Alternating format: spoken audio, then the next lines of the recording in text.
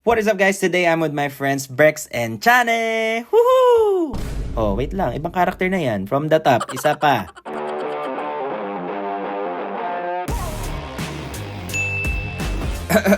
Table for 3 please. Hindi natin kailangan ng special occasion para i-celebrate ang friendship. Basta may promo, hindi tayo aatras dyan. And today sa Crazy Garlic, deserve nating kumain. Basta, wag nyo lang akong aagawan.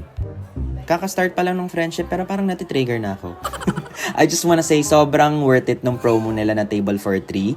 Halos ang labas nito 395 per head lang. And you get to choose kung ano yung appetizer mo, entree, vegetable, rice, and beverage. Ayan, tingnan mo sila. Oh, ang dami ng food, nag-aaway pa rin talaga. Sobrang comforting talaga kumain, lalo na kapag ang daming pwedeng i-order. Tapos meron pa tayong mga drinks, ganyan. Ako di ako masyadong umiinom pero, saan galing yung music? Ala, hindi ako matigil. Parang kusa nang gumagalaw ang mga katawan ko. Wait lang. Parang pang anime na yung yung voice over. Mahaba pa ba to? Joke lang yun.